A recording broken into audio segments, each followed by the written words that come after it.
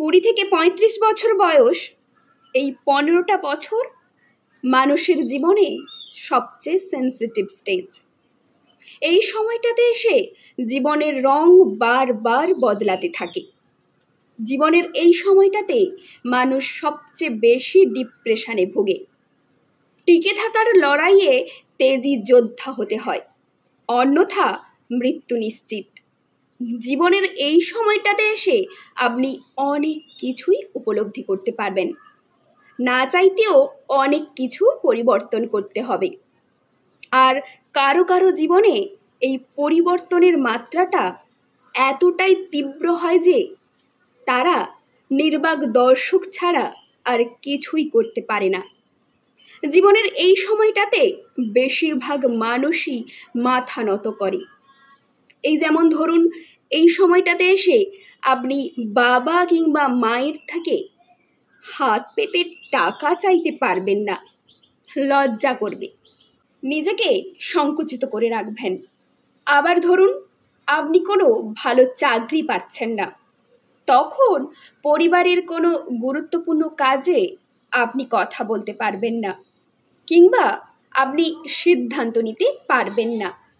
না চাইতেও অনেক কিছুই মেনে নিতে হবে, প্রিয়জনকে হারাতে হবে।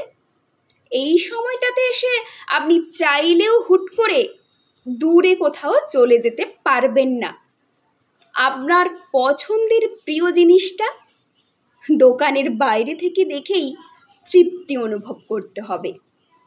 এই সময়টাতে এসে আপনি চাইলেও পরিবারের সঙ্গে বসে আড্ডা দিতে পারবেন না, চাইলেও প্রিয় মানুষটাকে ধরে রাখতে পারবেন না। ওই যে আপনার কাছে টাকা নেই, ভালো চাকুরি নেই, আপনার ভবিষ্যৎ অনিশ্চিত। আবার যখন আপনি 35 বছর পার হয়ে যাবেন, তখন আপনার কাছে সব কিছু থাকবে, টাকা, পরিবার, সম্মান, সব কিছু। তখন আবার আপনার কাছে সময় থাকবে না। আপনি তখন সংসার ধর্ম নিয়ে ব্যস্ত হয়ে পড়বেন, ভুলেই যাবেন আপনার একটা স্বপ্ন ছিল, ইচ্ছে ছিল। সময়কে আঁকড়ে ধরা আপনিটাও একদিন বুড়ো হবে, তখন কিন্তু আপনি অনেক টাকার মালিক হবেন, আপনার কাছে বিশাল অবসর থাকবে। তখন আবার আপনার কাছে ইচ্ছে বা শক্তি থাকবে না কোনো কিছুই করার। সেই সময়টাতে আপনি আবার ঘরকুনো হয়ে থাকতেই ভালোবাসবেন। আমাদের জীবনটাই এমন। 25 বছর বয়সে আমরা চাইলেও আমাদের জীবনটাকে নিজের মতো করে সাজাতে পারি না। ওই যে টাকার অভাব। আবার যখন টাকা থাকে তখন সময়ের অভাব।